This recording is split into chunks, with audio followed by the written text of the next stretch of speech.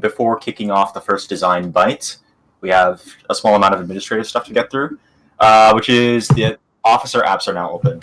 We want, let's see, we have, I think, 3 officer seats that we're trying to fill this quarter.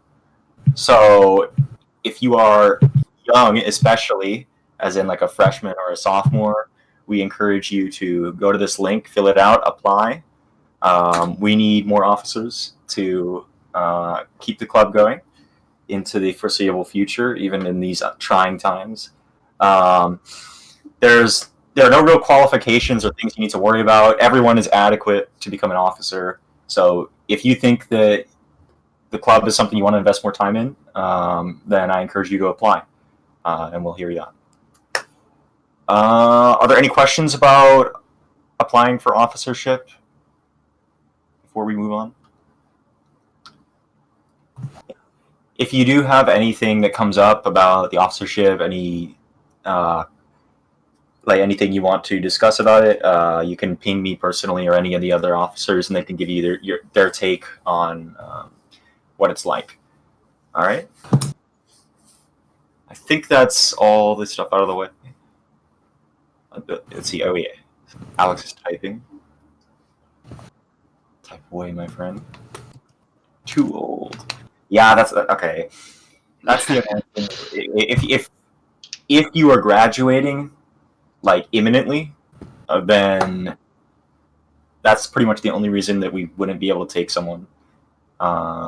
Just because we are trying to keep a running window of officers who are still going to school. Yeah. So basically no seniors, unfortunately.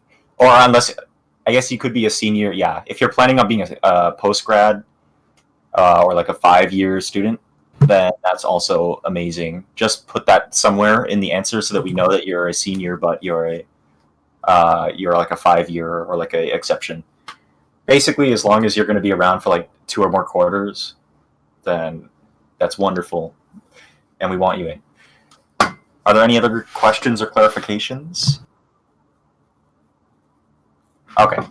If not, then I'm just going to move on to the first design byte, I think. I don't know who's at the top here, so... that's me. Yeah. Okay. All right. Yeah, so besides me just playing League a lot, I've been playing Rust recently because I want to get back into it and see how it is. And I decided to like make my slide more on like design aspects of the game and less just like how it's enjoyable, stuff like that. And I split it up into pros. Well, I said mid, but not mild. Cons. So for pros, in Rust, just like Minecraft, servers can be made by anybody. So you can have a private server. You can just have like a small community, or you can just go on the public servers. So that really allows like the community of Rust itself to expand really wide, which is nice. The maps are also procedurally generated, so it allows server owners who have their own community server, if like the map itself is starting to get a little stale or people want to spice up a bit, they can just like regenerate again, which sadly you will lose your stuff, but you can always make a new map and start from there, and it keeps the game fresh. And then in Rust, there's this thing called the scrap system, which is essentially a form of material / currency that you use to develop more into the hierarchy of like tools, going from like spears to straight to guns, and but to get scraps in this game, you have to explore the map. So it pushes players to like not just stay in their homes and go out into the world and explore it, depending on like whatever map you have. And the entire map, almost everywhere, is buildable. So you could make a little hideout while also having like a main base. So if you ever like get attacked or raided or whatever, you can dip out, or if you do die, you can end up in the small base. All good. So it's a nice feature to the game. When it comes to this game, there are guns, yes, and guns are pretty OP, but they're also very risky to use. So the moment you shoot a gun in this game, everybody around you who's like nearby will automatically hear you, and which is why like it kind of discourages you from always using guns when like if you're meeting people, and it kind of like balances out how OP guns are because it's pretty risky to use. So I consider that a pro to the design of guns in this game. Some mild stuff. We make a building in this game. There's like a little like kind of offering covered where you have to always like pay materials of whatever your building's made out of to keep it like stable. Because if you don't, like the building will degrade over time, and then it will eventually break down if you don't pay anything. So it's a nice design that keeps players to want to come back. But like it's kind of like a cheeky way, like hey, if you don't come back, you're gonna lose all your stuff. So it's like kind of a good thing in like the developers' view, like hey, we'll keep players keep playing, but it's also like a bad thing for the players themselves, saying oh, I don't feel like I want to play this game today, but I don't have a choice because I'm gonna lose my stuff, whatever. And then another mild thing is scrap prices. So to develop like the materials you get, or wherever, like if you want to go make better guns or better equipment, uh, you have to pay scraps to do it, right? But the cost to do them are very high, and sometimes you spend like hours and hours, maybe, or like maybe a couple minutes, depending on where you find the scraps, just to get like, let's say a catcher. Just like if you want to get fresh water, you don't want to go to the sea or wherever, you can get like make a rain catcher, but that costs like a lot of scraps to actually get the blueprint to do. So it's kind of mild. Just a small thing I want to say. Cons. So when I put the bullet point community is not welcome to new players, I specifically mean like on the public servers. So like whenever you die or you don't have any equipment on you, if anybody like on the public servers sees you, they'll kind of just kill you on sight.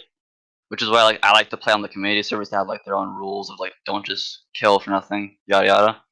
But that's kind of a con to this game in the community itself. One of the cons is, as I mentioned before, raiding is a thing, so your buildings can be broken down to, like break into and stolen your stuff.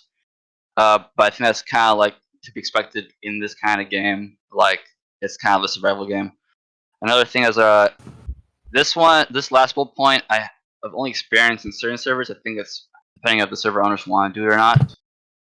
They can put NPCs in there. They're like kind of like protect certain zones, and they're very dangerous compared to just players themselves because you can't convince them not to shoot you. You can't talk. If you have a gun and you walk close to them, they will just start shooting you, depending on how they're programmed. And once they start shooting, you don't really have a chance of surviving unless you get away as fast as you can. I think that's pretty much it. Yeah. Oh, and the last thing on the bottom right, if any of you guys do play Rust or want to play Rust, hit me up. I'm trying to get more people to play it. Yeah, that's pretty much it. Alrighty, on to the next Byte. Wow. Oh, it's me? Who dat? Alright. So, this one's been, if you know me, this has been a long time coming. Just to preface this, I think this game is overall pretty positively, it's pretty well received. But if this is like your favorite game ever, or like you really like this game, avert your eyes, close your ears, don't listen to me, don't look, because I am mainly going to go negative in this. Okay, so Kingdom Hearts 3. So let's start with the pros because I only put a couple. So first off, this game, it looks really good. This game was made in Unreal 4. It was in development for like 5 years, so of course it has to look good. It was on. Now those are pretty wild. It's crazy because those are now previous gen consoles, PS4, like Xbox. So what this game does well is it's super flashy. You can see from it's the bottom screen, like the bottom GIF is Kingdom Hearts 3. This game's super flashy. There's like constant like particle effects everywhere. Like I said, it's an Unreal, so of course the game looks really good. Attacks have like all kinds of trails, particles, all kinds of stuff. There's a ton of cinematic attacks and stuff, and it's just like, oh, look at this crazy thing that's happening whenever you press a button. And the music is fantastic. I mean, it's gonna be because the composer is Yoko Shimomura. If you played any game that she's composed for, it's always bangers. That doesn't make the game good, but you know, there's always something to listen to. Now the cons. Now there's a lot of stuff here. So, like I said, this game is pretty well received overall, but like I said before, like I think this game is positively received, but I actually really like Kingdom Hearts. overall as a franchise, I'd say Kingdom Hearts 2 Final Mix probably my top like 5, maybe even 3 games of all time. So I like this franchise. So it really sucks that I don't like this one specifically because for the reason I have to talk about. So first off, the story. I mean, I think I've talked to a couple people in this club like one-on-one about the story. I've ranted about it before. I'm not gonna get too deep into it because there's a lot. This it's just so convoluted. It's terrible. It's like a joke at this point. If you've seen Donkey's video on Kingdom Hearts' story, it's actually pretty accurate, honestly. But hey, if you ever want to learn about it, you could talk to me, and I'll probably try to explain it and then rant about why I think it's terrible. Now I want to get into like the technical stuff, like why the game, because the story is like story is a weird thing to talk about because people will talk about whether or not there's like a debate sometimes about whether or not story is essential to a game. I think it's really good because you don't need a good story to be a good game, but the most memorable games have memorable stories. That's how I think of it. But I'm talking more about the technical stuff because I think in this club most of us make just like smaller games that are gameplay based. We don't really do story based stuff that's like a bigger thing. So first thing I wrote is floaty combat. Like what do I mean by this is it comes down to animations. So that's why I had these two GIFs on the right. The first one on the top is Kingdom Hearts 2 Final Mix, which is the predecessor to this game, and then at the bottom is Kingdom Hearts 3. So you'll notice that this is very technical, but you'll notice in the top one, after he finishes that like attack with the swirly balls, Sora is able to act immediately. This contributes a lot to game feel because you constantly feel like you're in control because the game's fast, it's smooth, you're constantly able to cancel everything. There's a lot of player control. But then you look at the bottom one, which is Kingdom Hearts 3, you see that the animations are way longer. Because my man has to like jump in the air to do a swing, and then at the very last hit of the thing, he like strikes into the air, and then it's kind of hard to see because the GIF kind of cuts off there. But he starts falling out of the air at that point, and you notice that when that happens, you have like there's a bunch of downtime where you cannot act because you're stuck in the air, and this will lead me to my next point. That's why I mean by floaty combat. Everybody tells you like a game has floaty combat. That's what it basically means. Is there's a lot of time spent on animations rather than like and it's like not just animation. It's like say you play a game like actually I should talk about that in the next point. So why floaty combat matters is it's because it trades in like you're getting like I said this game is like it's all spectacle. It looks really nice.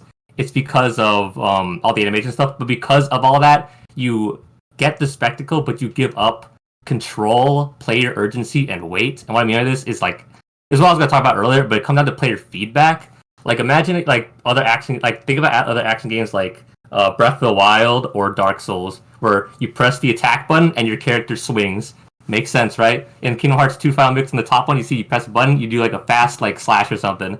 In Kingdom Hearts 3, though, you press the swing button and your character does like 5 backflips before he does like a jump or something, and it's like it looks neat, I guess, but it sometimes feels like you're playing a cutscene, and that's like a big thing. It's just when you play video games, you like player feedback is important because when you press a button, you want it to do something. It's like Mega Man, you press the jump button, you jump, press the shoot button, you shoot. You're like, I'm in complete control of my character.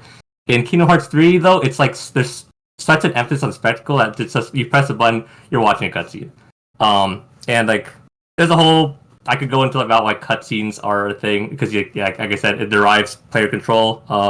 The current project Kingdom Hearts 3 is really important to me talk about it because the current project I'm working on is going to be like a story-based game, and I'm trying to focus like while I'm like making the combat and stuff. I'm trying to when I do the story-based elements, I'm trying to figure out how to make it so that my players aren't just sitting there and just watching something, so they actually play it.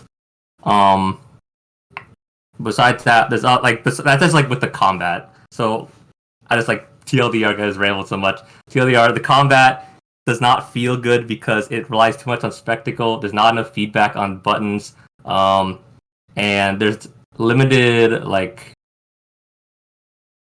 control because I mean this game has a lot of options in terms of what you can do, but whenever you do anything, you're like locked into it and you're just forced to watch it until it's over. Unlike other like Kingdom Hearts 2, which is the one on top where every attack is like super quick.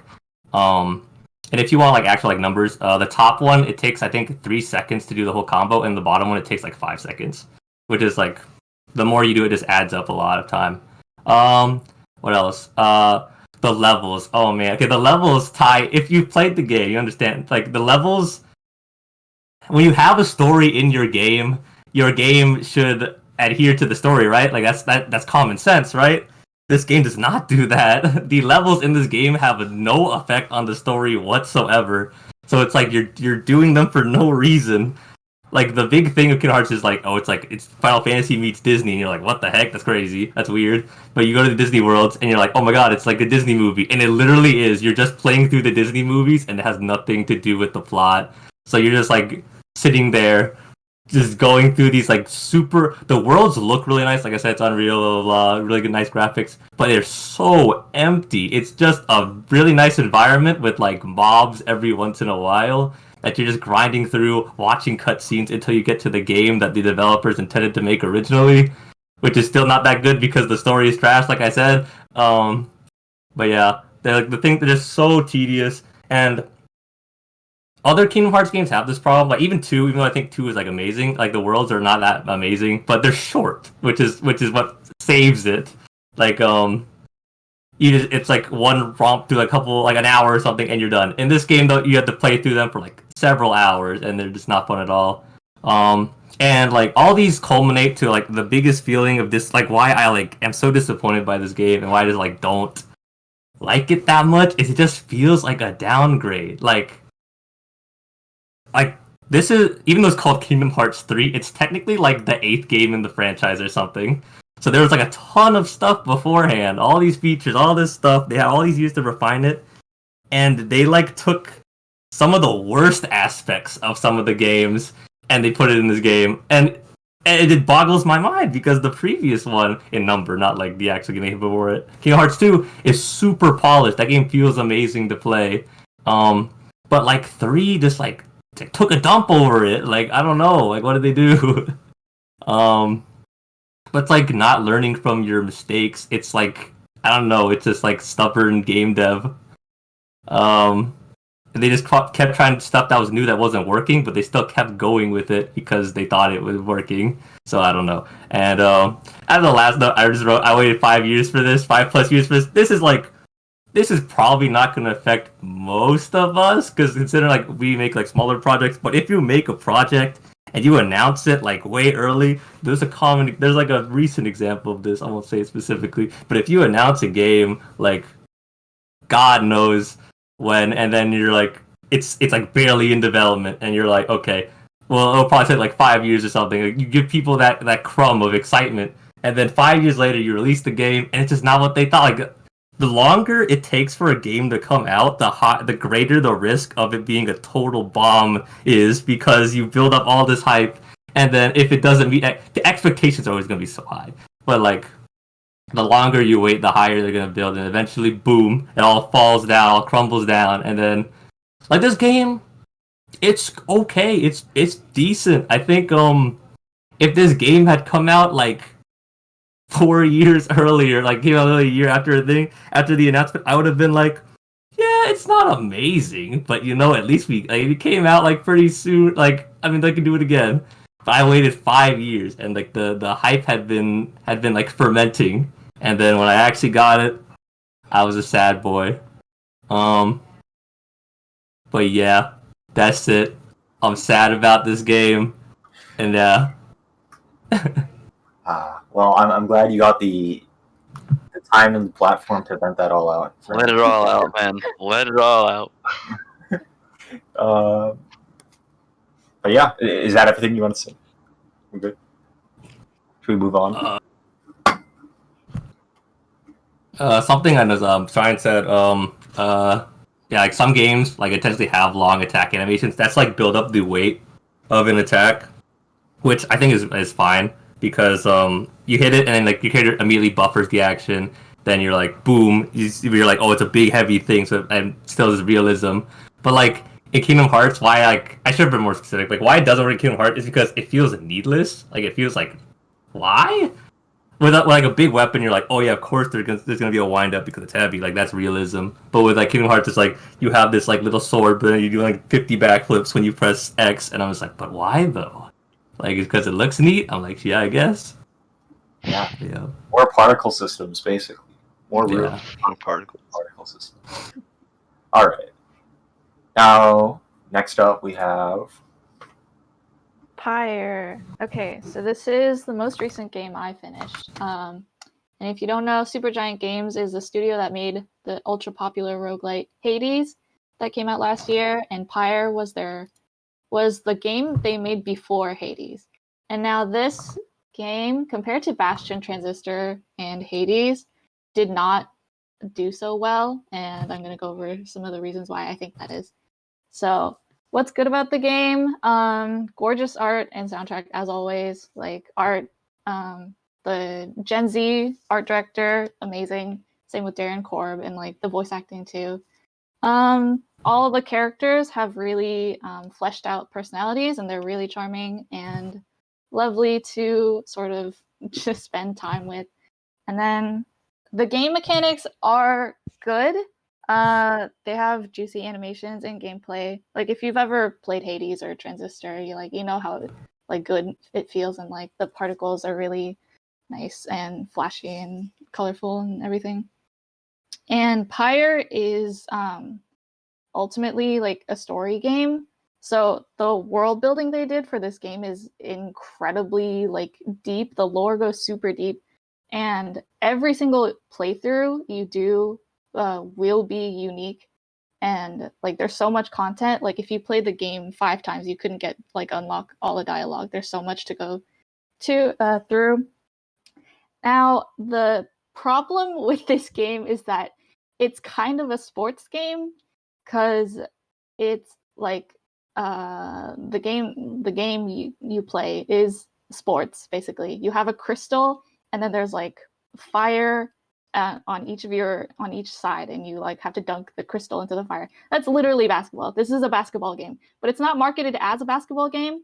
And so the aesthetics of like this whole world and the art and the people who would be interested in playing like that game with that sort of mechanics like don't match up. So it's like hard to brand or like advertise. The visuals, which are really nice, it doesn't have a very like appealing sort of like what the internet would call aesthetic like look to it. Like if you look at the characters at the top, the color palettes are like really dull and like sort of gritty and muddy, and it's not pretty like Hades is. And that's purposeful for the environment this story is set in, but nonetheless, like when you're trying to market a game, like you want it to look appealing first and foremost. And then this story or this game is a visual novel. Basically it's a visual novel, and then you play basketball, and then it's a visual novel, and then you play basketball. And a lot of the lore is told through a book. There's literally a book in this game, and there's 50 plus pages, and if you want to understand the lore, you have to read it. So there's a lot of reading in this game. So story should be shown. It's always better to show your story, show your characters, show your lore, instead of telling it to the player. And this game contains a lot of telling. And then the lore itself isn't even that memorable. And I think it's because of the names of like all the places and the characters. Like people, I think a lot of people like wanting to make when they're world building, they want to give things like super complicated, like foreign sounding names to make it like cool. But then if your players can't pronounce the names, then they will not remember it.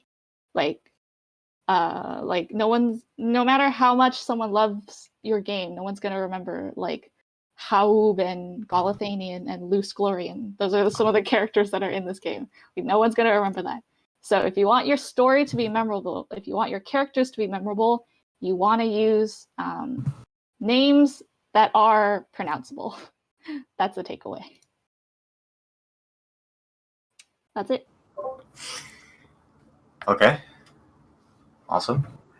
Now let's see. I think this is up next is mine. Yes. Okay. So I just wanted to. I'm gonna do this bite in two parts. So I guess I'm sort of cheating. I actually have two slides. I think that Kingdoms and Castles is like the perfect, true neutral game, right? The game that is gorgeous and perfect in a lot of ways, but then has a bunch of glaring flaws that have yet to be addressed. I think it's still under active development, as many indie games typically are. But yeah, I think that overall the art direction and the visuals of Kingdoms and Castles definitely do play a great part in carrying it. But from like a pure game design perspective, especially as like a 1 or 2 man indie team, I think they did something really special here with the art. Is that they made it like as a function of effort put in. This game is amazing, right, art wise, because it's just very very simple models. Blown up, and it relies upon the game engine and like math and like movement and animations to sort of make the game come to life. And what I mean by that is, for example, when a tree grows, right, there's no real animation for the tree growing. It's the same model at every point. It just sort of scales up. It sort of like pops out of nothingness, sort of like what you can vaguely witness in this GIF, hopefully, is that the trees sort of just grow. Like it just takes the model, spawns it really small, and then scales it up. Another cool visual effect they did is they created clouds basically by just programmatically scaling up and down these white cubes, right? There's basically no modeling here, no pixel art, no illustrations, no nothing, right? These guys, just as programmers, put in some like, okay, you get 8 vertices. There's the cloud model, and then we just scale it up and do it everywhere. So the value art-wise compared to the input is definitely something to aspire to, especially if you're like me, who has like poor art skills and doesn't want to invest the time in getting better at it. I think it's a really good style. Another thing that they do really well is that the game loop, right, where you're building up the city, has a really interesting balance between creating something functional, right, something that just produces the most resources the most fastly, right, versus something that's healthy, that has like happy citizens, that is more liable to like long-term growth. And then there's also this third aspect that's sort of slapped in there at the end, which is the defensible type of city, right? So you can't just build a bunch of farms and scale out one thing unilaterally, because that will cause the rest of the triangle to fail or collapse in on itself. If you focus too much on economy, then you're going to get raided by barbarians, right? And if you spend too much time building walls, then you won't grow very fast at all, and your citizens will probably die of some other cause, like the plague or something. And I think it's this balancing act, however simple it may be. It's just 3 mechanics competing against each other. It does a lot to keep the player interested for a long period of time. So again, as a 1 or 2 person indie team, they did a really good job of making a long-lasting, interesting game out of very simple mechanics. And then another thing that, of course, I mean, this is kind of cliche and it's been done before, but like, yeah, it's procedurally generated worlds. You can generate different types of worlds with different types of noise that create a little more like island type terrain versus big continents. So I think that definitely plays towards the replay value, and makes it so that I think that because this is a city building game and it's like a sandbox where you got to do things, random generation is like almost essential, because it makes for improvising moments where like, okay, I can't really place the optimal amounts of farms here and like make this building combo that efficiently pumps out stuff, because like there's a water tile here, or this tile or this chunk of tiles is barren, so you have to improvise and like come up with some other way to efficiently utilize the space. So it adds to the gaminess. I think that not only is procedural generation good for replayability, but it's also just good for playing into the main game loop, which is trying to optimize something that isn't apparently clear what it is that needs to be optimized. I think these are some of the things that I really like about the game, but like I said, there are also things that I think could use some tweaking, or were bad decisions that have caused like negative feedback loops in the game. And the first and probably the biggest one that I want to talk about is the way that different layers of like tech in the game are introduced. So there's no like research in this game. It's just you acquire the different resources. Like you need to invest a bunch of resources and time unlocking iron by building the iron quarry, right? And that's how you tech up, right? But in general, the way that new buildings are introduced, or like the point at which you need to build the new building, is when the problem emerges, right? So you don't start with the plague being, that's what these skulls are in this picture down here. You don't start with the plague being an issue at all, right? But all of a sudden, the plague will just hit your country and people will die en masse. And at that point, you invest the money in the hospital, right? And then from that point forward, the hospital is, rather than being like a boost that's like, oh my gosh, I finally afforded this tech and now we're zooming, we have like these upgrades and everything's so much better. It's more like, okay, we're at this point in the game where the plague exists, so now we need to invest a bunch of resources into this basically force field or like ward that mitigates the mechanic and makes it so it doesn't kill anyone.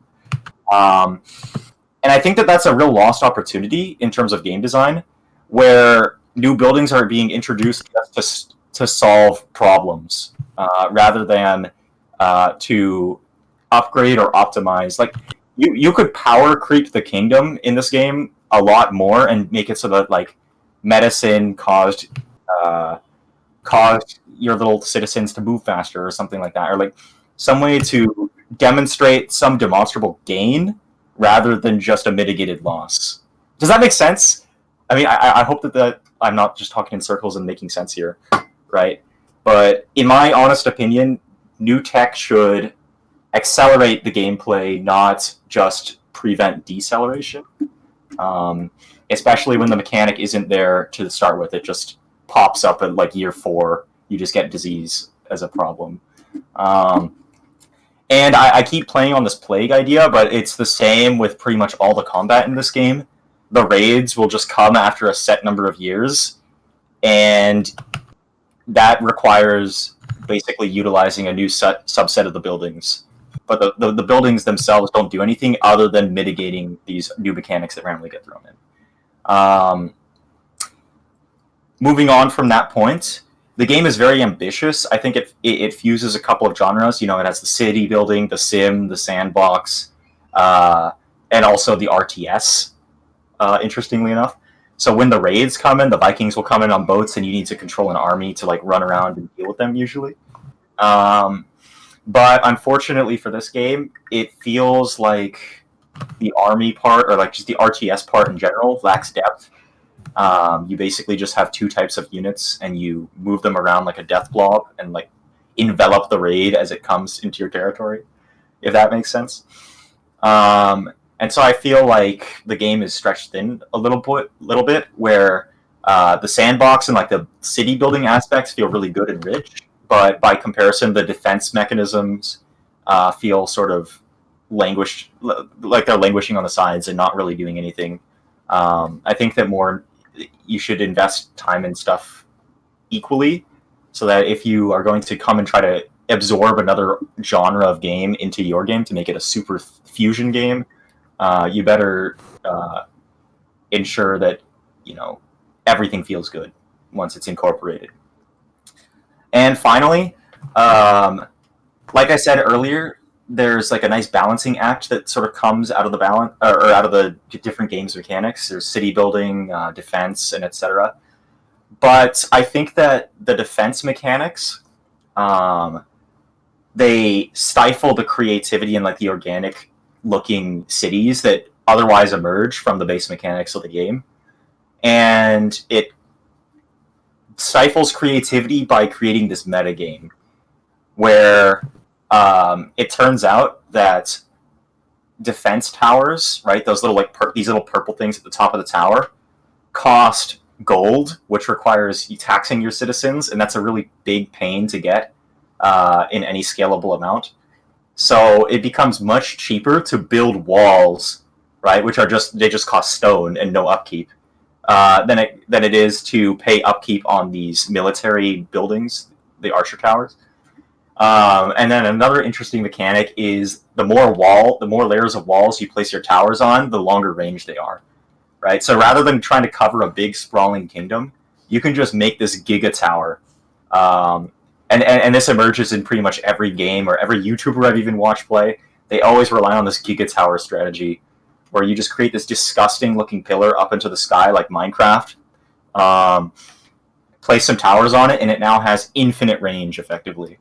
And so I think that ruins the creativity. Is like, like if you go back into the previous slide, I really like this bottom right image right here, where we have like actual walls and then towers, right, to provide decent amount of range, but you have you have to spread it out to cover the whole place from like a dragon or a raid attack. And I don't know. It feels like a simple fix to me, is just not allow giga towers like this to be built. But again, this is just a design decision that the game devs made that I disagree with. I think that this exploit causes major problems in the otherwise organic and gorgeous solutions that characters can come up to the game. They now have this glaring global maximum, like optimal gameplay that they can do instead, and I think that's a shame. And yeah, I think those are the game design aspects I wanted to talk about with Kingdoms and Castles. So without further ado, I'll pass it on to the next person. Can you skip me? You have too much going on right now. No, they're still doing stuff upstairs.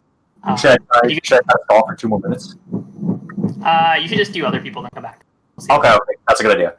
Okay, so that at this point, we've presented all but one of the officer things. So next up, do we want to have the audience share their screen?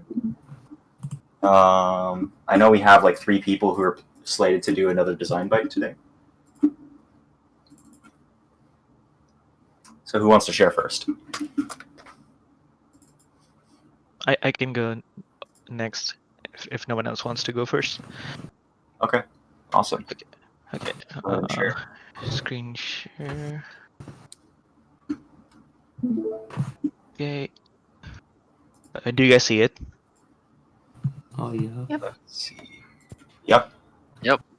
Okay, so I'm gonna talk about Risk of Rain 2. It's a game I've been playing a lot of recently on the weekends. Super long sessions, so I thought, yeah, sure, why not? So it's a rogue sort of like dungeon crawler roguelite kind of game, but not exactly dungeon. You can you can go as far as you want. So in the game, like just to set a base of, if in case someone doesn't know what the game is. And so for difficulty scaling, this game scales with the time you spend playing the game, instead of scaling as in respect to how far you go. So in most games, if you're let's say level 10, then all the monsters or enemies around you will be around that level. But in this game, even on stage 1, if you spend, let's say, 1 hour, then then enemies will get super difficult. So that kind of has an impact that some things there's always forcing you to rush through the early stages, because if you spend too much time on the early stages, then you will not have enough items, which are the ways to get stronger in this game. And in early stages, you don't have a lot of items, so if you spend too much time, you will not be able to survive in the later ones. So that kind of scaling always makes the player go faster. And there's a lot of items in the game, and a fair number of characters. There's, I think, 8 of them. I'm not sure about the exact number. I think there's 8 of them, which keeps the game fun and fresh every time you play it, because there's always a different build you can go with. There's a different every character has a unique play style, and uh, yeah, and with every different play style, you can have a different set of items and always keep the run unique. And the game doesn't limit you to how many of each item you can have. You can have, let's say, there's an item which increases your movement speed, so you can have 1,000 of that item and increase your movement speed by 3,000%. There's nothing stopping you from just uh, reaching the integer limit, which I did. I even posted a screenshot of this, that me and my friend advanced so far ahead in the game. We played it so much that we reached the integer limit, and the game just completely broke. Everything had negative health, and nothing could die anymore. So I see that as a pro, because uh, like in Call of Duty Zombies, which is kind of similar to this, there's a point where you cannot do anything anymore because of how many zombies are spawning. There will always be a point where uh, you'll have to die. But in this game, there's no limit to it. And coming back to characters, there's no one character which is super strong. It's not like if you want to have a long run, then it's not like you have to play a certain character. You can play any of the characters and you'll be fine. It's just that you have to be a bit more careful on certain characters, and some of them are pretty strong, so they'll have easier runs. But you can have equal, like the same amount of fun with all characters. And so this game recently came out of early access. It came out of early access, I think, in August in 2020 or September. And the devs put out a roadmap for 2021, and there's a so because this game is fairly new, there's not a lot of uh, content after, let's say, after you play it 10 times, let's say. So having a roadmap, giving a roadmap to your players makes me as a player feel like that, okay, I there will be something to come back to this game because of and how much I like it. I don't want to stop playing it, but if I don't have enough content, I will have to stop playing it because I got bored. So it makes me feel that, yeah, the devs are paying attention to the game, and I know what to expect in coming months. And also, the March content update for this game is going to be free, and I think that's the last free content update, which is pretty good. They have been putting out a lot of good free content updates. And coming to cons, uh, so how I said that you can be as broken as you want. There's once you get really broken, you cannot nothing can kill you anymore. Like, you just one shot everything dies as soon as it spawns. As you can see in the second gif and in the bottom right, the boss spawns, and as soon as the boss spawns, you just melt the boss. And there's only one enemy type called Void Reavers, which have the potential to one shot you, because they don't do damage. They just do like a game object dot delete call on your player. Basically, that's what they do. And I would like to see more stuff which can kill us, which can actually damage us in the later games. Because if if if you go so far, then you always want to have something to be careful about. And if you then the game becomes too bland after let's say 50 stages. You're just waiting for the teleporter to recharge. And proc chaining is a mechanic in this game, which is like if you have 10 enemies, then proc chaining is basically you hit one enemy and your attack chains to other enemies around you. So that's super strong in this game, which kind of forces you to use a certain set of items and prioritize a certain set over the others, and makes other items just not viable. So I would like to say that, hey, make other items strong, or probably tone down proc chaining, maybe. And so you can do multiple loops. There's 5 stages, and after every 5 stages, you can loop from the very beginning. But the issue with that is that if you finish the game in your, let's say, third loop, you're not going to be rewarded higher as compared to what you would have if you just ended the game in the first loop. So a higher reward would be nice. Like there would be some purpose of going to a higher stage. And there's only one final boss right now. It's always the same boss, and yeah, it just doesn't change. So maybe at least 2 bosses would have been nice. I know they're gonna release a second boss, I think in March, but still, just having one final boss is kind of boring. So that was it for my Zen Byte. Awesome. Okay. Yeah, actually, this actually kind of brings up a thing in my mind. It was like it's your talk combined with Cameron's talk. So like talking about proc chaining is like super broken, Risk of Rain, and then Cameron, you talking about like a meta of like everything just becomes that, and then Yeah. so like how do you guys feel about like I didn't even answer this, but how do you feel about like when games just like have like the players figure out this super meta in your game? Like does it get like tiring if you like don't change it, like or to just leave it?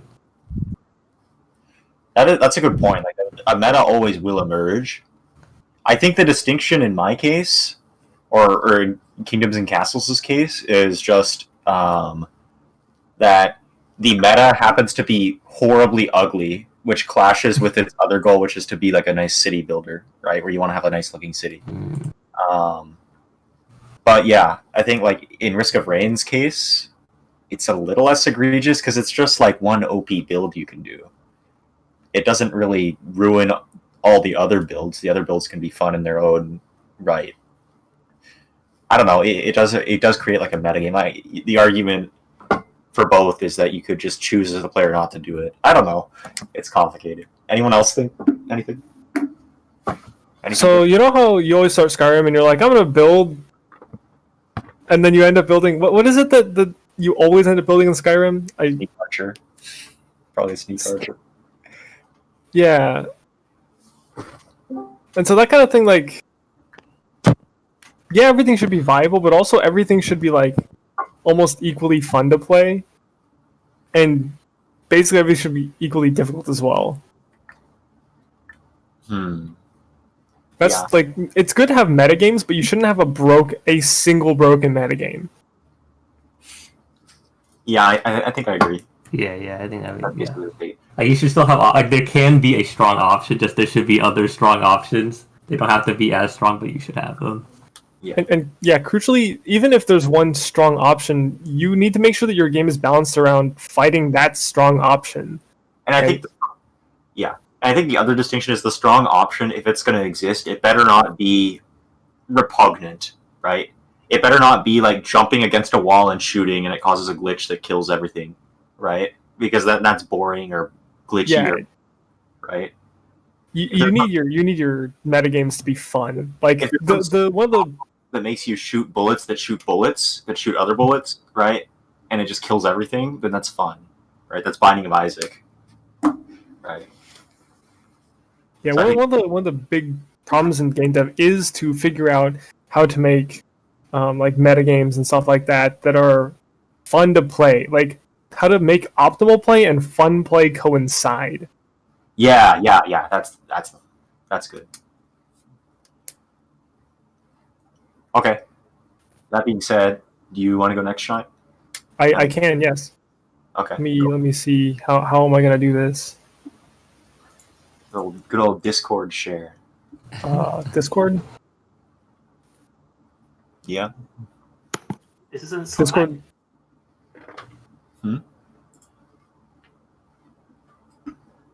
Let me reopen Discord, hold on.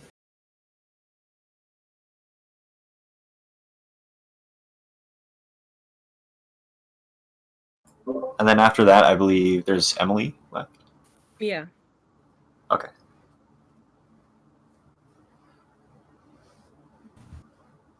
Hopefully Shine comes back soon.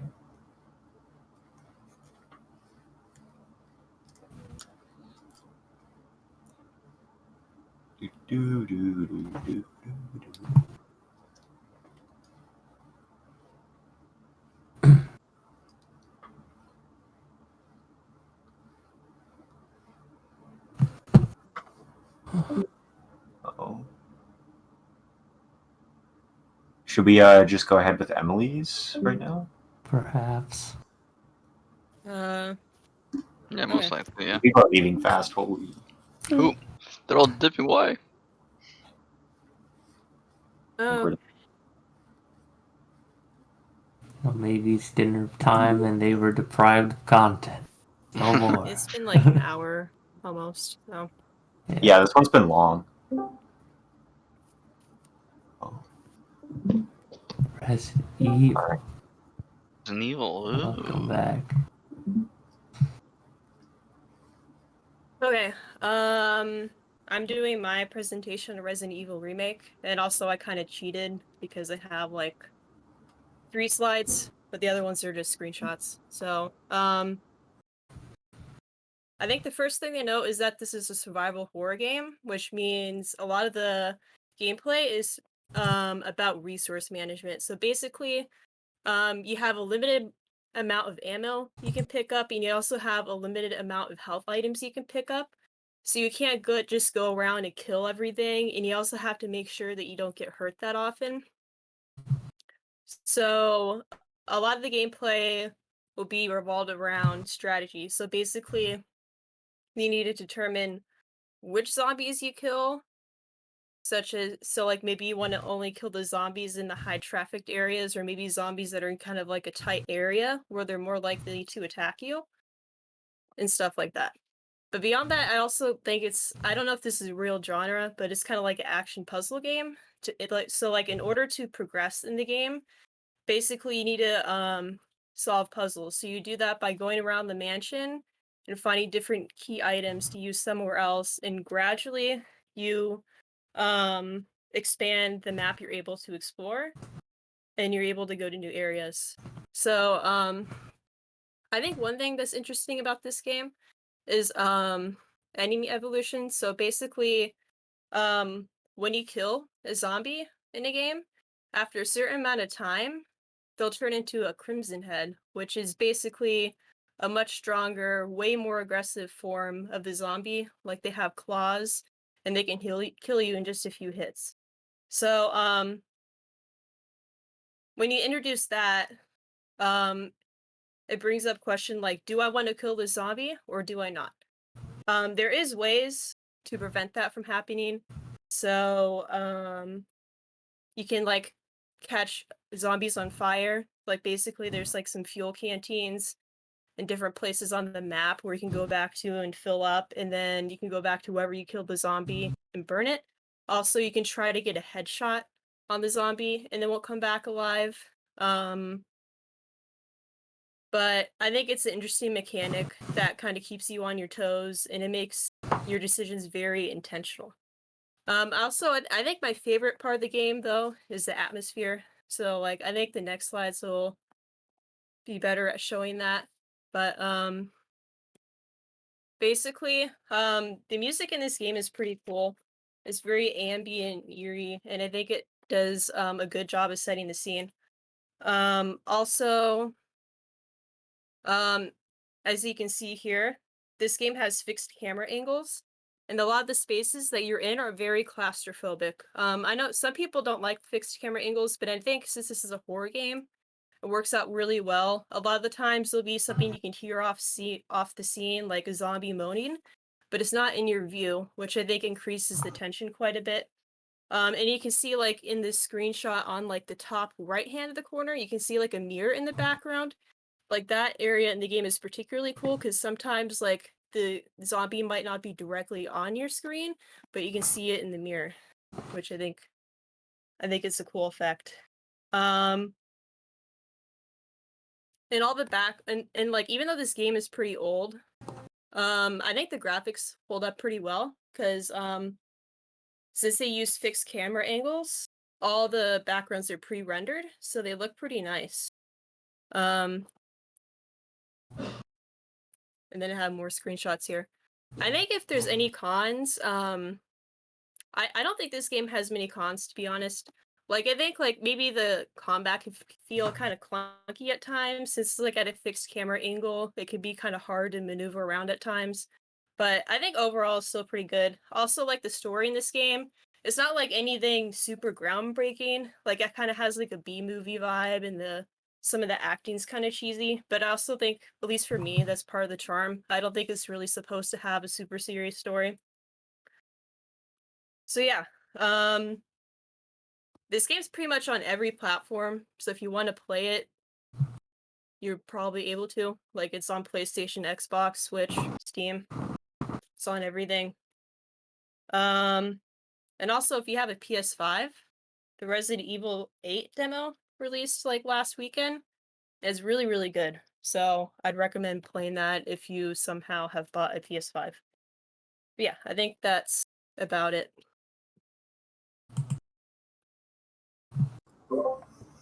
Alright.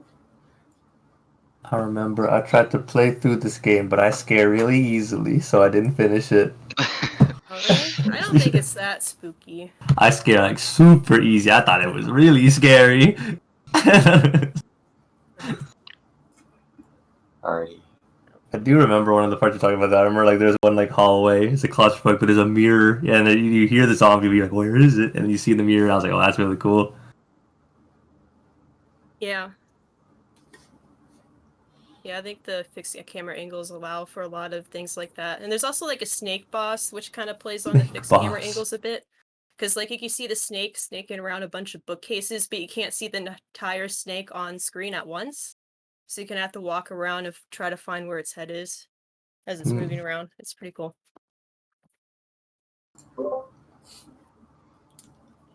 Yeah.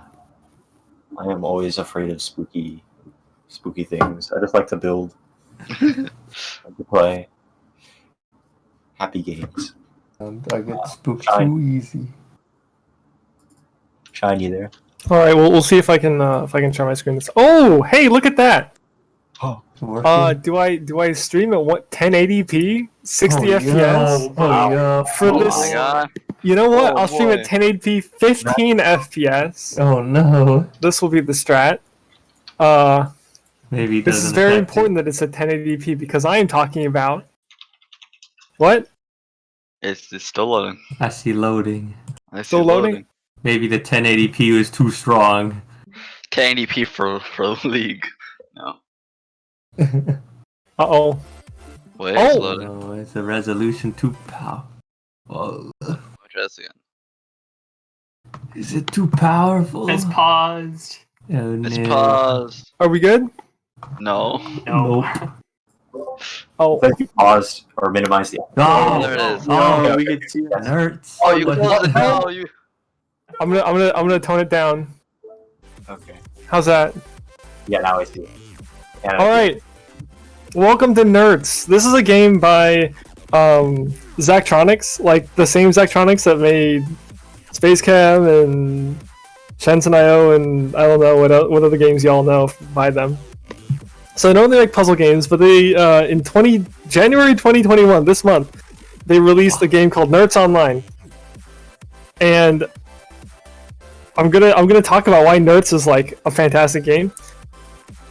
So first of all, okay, what is Nerds? It's an actual physical card game, and it's basically you play solitaire with other people.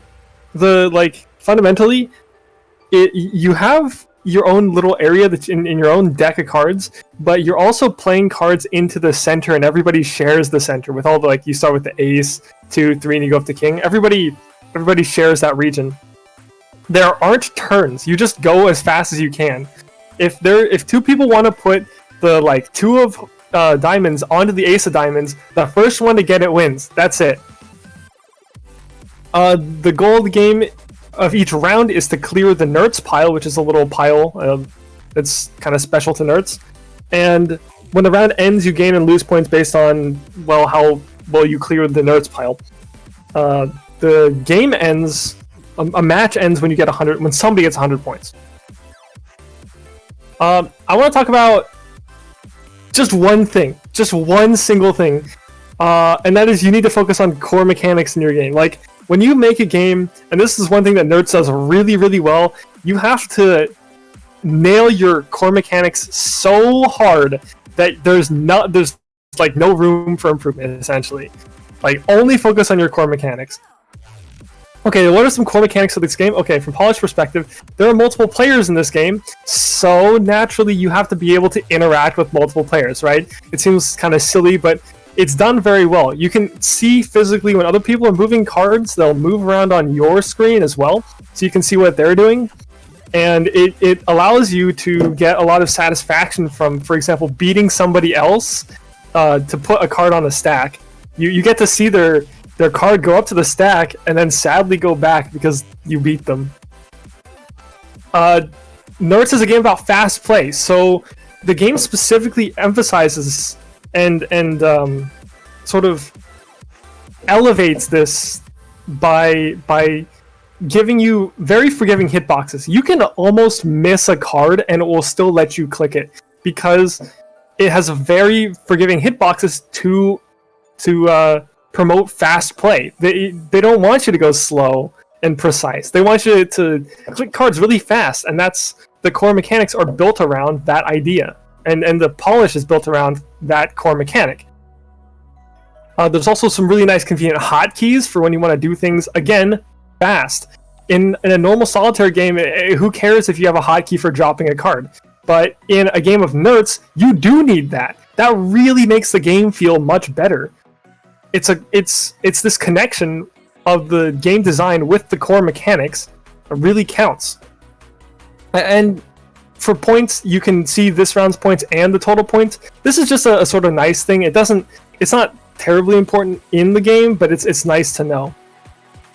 I also want to talk about core mechanic juicing. When Andrew inevitably gives another talk on juice, he will not talk about audio because he never does, I think. And in Nerds, there are no animations and only audio. Again, this is about fast play. When you have fast play, you don't want to be spending time trying to wait for screen shake to stop so you can precision point at a card.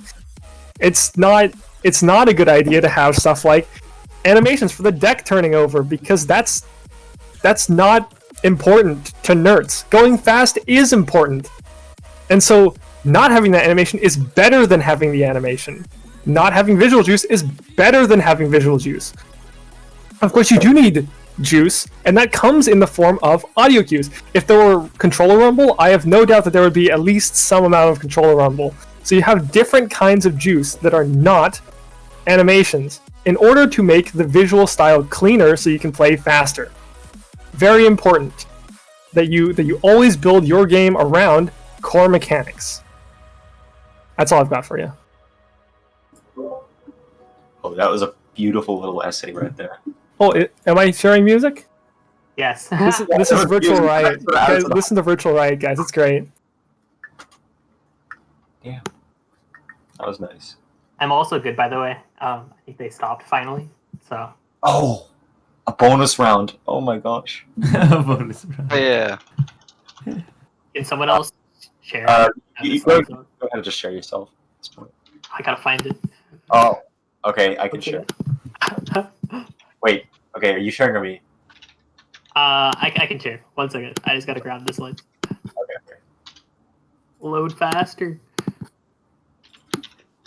Ah. Share drives. Yeah, the core mechanics thing is definitely true. Or I think at least like I don't know if it's like exclusively. Yeah, you don't want to exclusively juice your core mechanic, but you get the most bang for the buck if you do. Right. Yeah, you never give up anything, any part of your core mechanic. Never.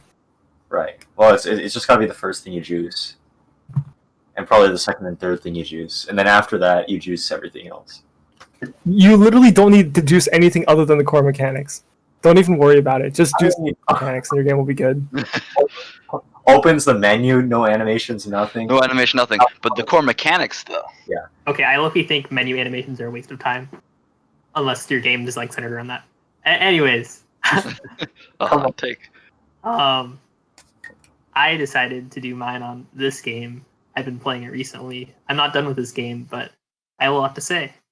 So this is the quote-unquote prequel to Breath of the Wild. Fun fact: it's not actually a prequel, or it's not a canon prequel, I should say. But anyways, I think the main takeaway I had from playing this game is that reusing assets is like a really useful skill to learn how to use and just to do in general. You can probably see from like a little bit of this gameplay, but there's not a lot of new things in this game. They reuse pretty much like a lot of sound effects, a lot of UI elements. All the models are pretty much the same, besides like a couple new characters. There's a lot of similar animations. They even repurposed the map from Breath of the Wild as like a mission table sort of thing. And even like the UI elements on that are the same as Breath of the Wild. And I think like something we don't really talk about a lot is like reusing assets from like past game jams or like past stuff you've done can really like save a lot of time and like help speed up development by a lot and allows you to focus on like other things such as like core mechanics and like juicing those up, since you don't have to focus as much time on these other aspects. Another benefit of doing this actually is like as a prequel, it retains like a lot of cohesion with Wild. Like it feels like you're in that same world because even the like maps, like this is like a mission focused genre and like game type. The maps are basically just cut out of Breath of the Wild. Like they just took chunks of map and just like okay, this is gonna be a level. Hyrule Castle, we're just gonna cut it here, and now this is a level. Which is like actually pretty cool because it's like you're like, oh, I remember like running around this place, or like I remember climbing up that wall over there. So it's actually like pretty cool. And yeah, that's the main point. Just a couple other minor things. Warriors games are like usually pretty juicy. They have a lot of really cool VFX, like you can see from this animation of Mifa here. There's a lot going on. It's really flashy. Pretty cool. There's tons of characters. A lot more than I expected. Like I have like 14 characters right now, and like I could before only think of like 5 Breath of the Wild characters off like my hand, and it's pretty cool to play them. And they all have like really unique movesets, which is pretty fun. A con, it's kind of going back to that reusing assets point.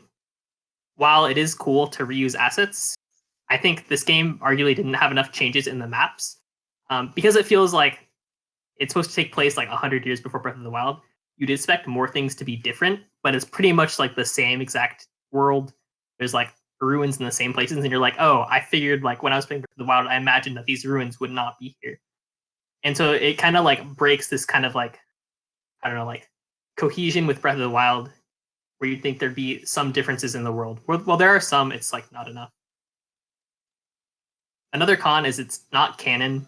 The story doesn't make any sense. I don't want to spoil anything, but it's just kind of weird. Play it for yourself to find out, or like look it up. It is a Warriors game, so in some ways it's a prequel to Breath of the Wild, but it's also a sequel to the first Hyrule Warriors game. I played that game. I think this game's like definitely like an improvement on that. But it definitely has a really repetitive game loop. You're kind of just running around. You fight one big enemy that has way too much health than it should have. You go to the next enemy. You fight like hundreds of bokoblins. You mow them down, and you just do that over and over again.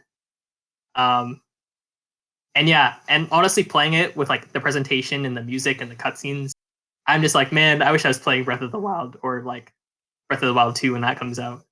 It just makes me really hyped to play those games, which I feel like a game shouldn't make you want to play a different game.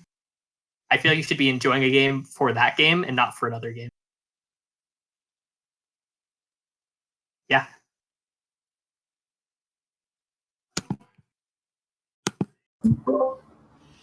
All right. I think that was everything. Yep. Oh my gosh. Great design Bytes. Those are a lot of bytes, but I think we had some good analysis in a lot of them. Definitely like some interesting remarks and observations about games that I have and have not played. So good stuff, guys.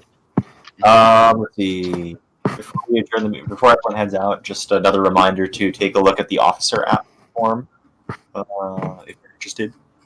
I'm confused about that. So what exactly do officers do? Okay, yeah, I was thinking maybe we could even have like a seminar or like a little mini, like for those interested at meeting where we talk about it. But let's see, what will we do? Let's see. Our first duty is to oversee the weekly meetings, right? We have to plan when the game jam is and organize everything surrounding that. there are a couple like duties that we don't even perform anymore right now because we're technically quarantined, right? But there's like some club accounts that you have to manage and like ownership of the club as far as UW is concerned that you have to handle administratively. You have to know who to email at the UW to get the to rent out the rooms during normal in-person hours or like club quarters. I would say just kind of helping build this community and like Yeah, porting it and trying to make it grow as best as we can. yeah. Networking with other clubs like the WGA, setting up showcase events when we had those. Let's see, what other duties are there? But week to week, we usually just have one. We usually just have like one officer meeting a week. You may see us in like Saturday or like Sunday or Monday in the officer channels having our meeting. And that's like the weekly. That's like how much time you're offering up per week. It's just like an hour-long officer meeting a week. In addition, and we just plan things out, figure out who's going to do what. You may have to give a. You may end up giving a weekly meeting talk at some point too, which may take some more time. But yeah, I think that's the extent of it.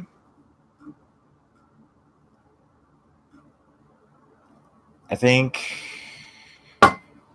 yeah. If you have any more questions or like detailed things you want to know about officership, either hit me now or message me later. I'm happy to take any questions.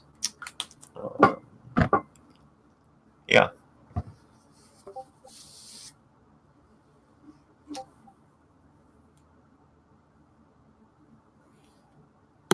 All right. I think. Well, time for us to all go our separate ways, I guess. Yeah. All right, boys. I'm gonna. I gotta go go See ya. get food. So Same. Food time. See you. Bye, all.